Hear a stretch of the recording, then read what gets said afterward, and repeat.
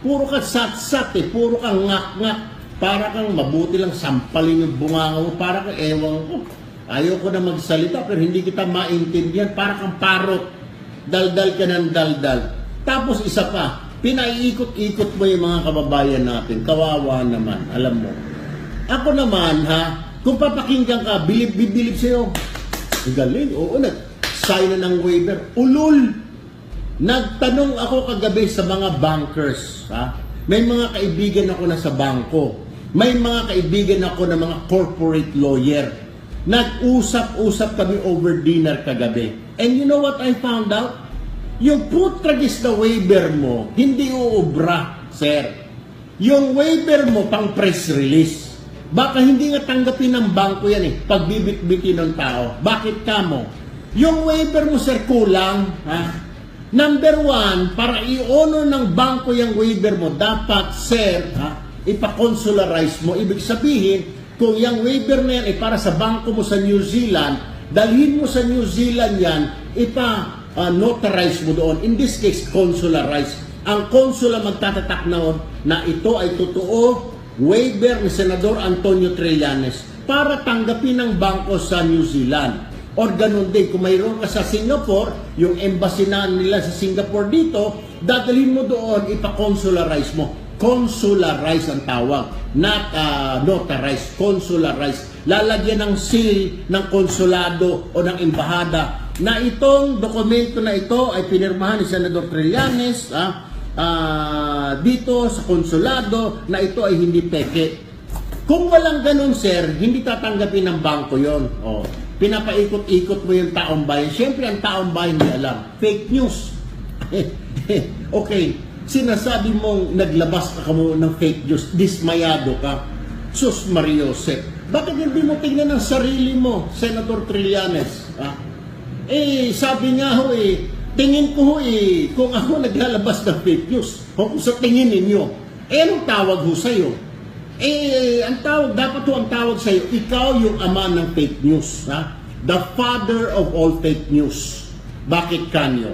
Sir, rewind tayo nung halalan, alright? Sinabi mo ang Mr. Rodrigo Roa Duterte ay may bilyon-bilyong account sa BPI. Alright? Ano sabi ng BPI?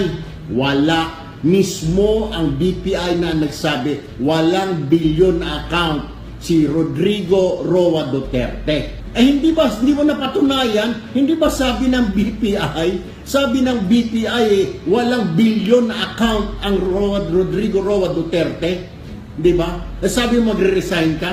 O hindi mo napatunayan dahil inamin na mismo ng BPI. Bakit nariyan ka pa? Ano hong ibig sabihin niya, sir? Nagpa-press release ka, nagpa-press con ka primero, may BPI account si Duterte na bilyones, hindi mo napatunayan dahil sabi ng BPI wala. Nagsabi ka rin sa harap ng media, magre-resign ako kapag hindi ko napatunayan na may bilyon si Duterte. Bakit nariyan ka pa? So fake din ho yun, sir. Naisahan mo kami, nalinlang mo kami. Ikatlo, sir, anong ginawa mo? Nagdala ka ng mga testigo sa Senado, si Matubato, si Las Cañas. Ito, magpapatunay itong dalawa na ito na mamamatay tao ang Pangulo ng Republika natin. Yayariin ko na siya ngayon, ididiin ko na siya, murder, etc., etc. Ano po nangyari sa testigo niyo, sir? Yung isa nagtatago na ngayon, yung isa may kaso. Alam niyo nangyari, bayan, alam niyo naman ho siguro, nanood naman kayo. Hindi naman po ibinasura.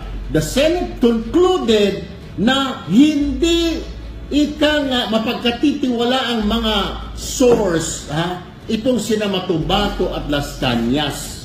Yan po yung findings ng komite sa Senado. Komite ni Senator Gordon, komite ni Ping Lacson, pareho nagsabi, wala, hindi dapat pagkatiwalaan ang Matubato at Las Cañas sa testigo. So ano na naman yan ho, sir? Pangatlo na ho yan. Peke din. Peke yung mga testigo mo, Las Cañas at Matubato, sir. Okay, pangatlo na ho yan. Pang-apat, meron pa. Hihirit ka pa ngayon, sir. Sasabihin mo ninyo, eto na, ididiin ko na itong pamilya Duterte, itong Vice Mayor Paulo Duterte at saka itong kanyang manugang o bayaw ni Paulo na si Attorney Mans Carpio ay involved dito sa shabu smuggling na 6 point something billion. Sila ang nasa likod niyan. Ha? Anong nangyayari, sir? Nagpa-press con ka. Anong sabi? Yung source mo, yung pinanggalingan ng balita mo, mismo na ang nagsabi, narinig niya lang. Ha? Sino yung source mo? Si Mark Taguba. Hindi ba sinabi ni Mark Taguba? Narinig ko hearsay po na... At saka walang sinabi ang Mark Taguba, sir, na nasa likod ng smuggling si Paulo Duterte at Mans Carpio.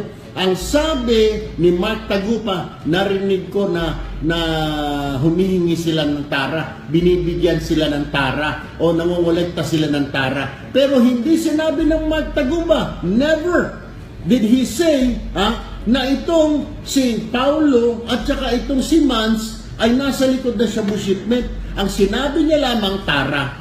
Ngayon, nung kinumpronta na, napahiya ka, dinapahiya ka na naman. Sinabi, hearsay po. Ikaw, sir, yung source ng mga fake news, huwag mo akong babaligtarin at sasabihin mo, I am the source of fake news. Dahil ikaw, kung source ako ng fake news, ikaw ang ama, pambansang ama ng fake news ng Pilipinas. Ikaw ang founder ng fake news. Ikaw ang father of all fake news. Ikaw ang nag-imbento ng fake news, Senador Trillanes. Huwag mo na akong paikot-ikot.